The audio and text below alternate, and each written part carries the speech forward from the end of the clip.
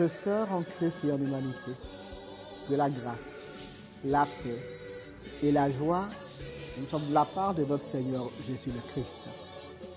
Mercredi dernier, nous commencions notre temps de carême par l'imposition des mains et cendres et une journée de jeûne.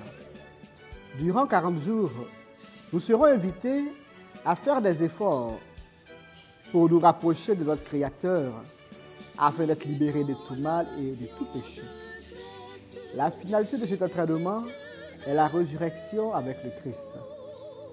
À travers des privations, un temps de prière plus conséquent et le partage, nous sommes invités à faire des efforts dans la discrétion, l'humilité et le silence. La prière concerne notre rapport avec Dieu et nous demande d'avoir du temps pour Dieu, du temps pour méditer sa parole afin de nous remplir de lui. Le jeûne concerne notre rapport avec nous-mêmes, avec notre corps.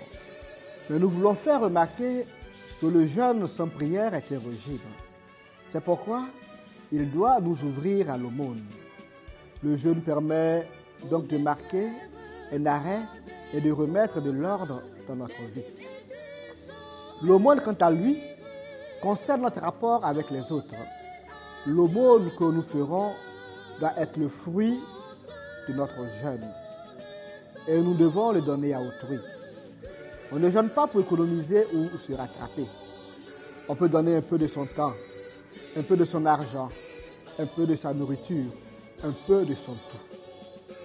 L'évangile de ce jour nous parle de Jésus qui a éprouvé. En effet, après son baptême, il est poussé au désert où durant 40 jours, il subit les assauts du diable. Marc ne nous précise pas de quel genre de tentation il s'agit. Mais une chose est sûre, Jésus ne résiste pas, mais combat parce qu'il est animé du désir de vivre pour Dieu et de vivre en Dieu.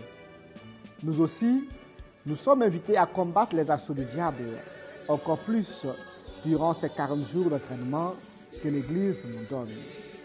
Bon temps de carême à tous et à chacun.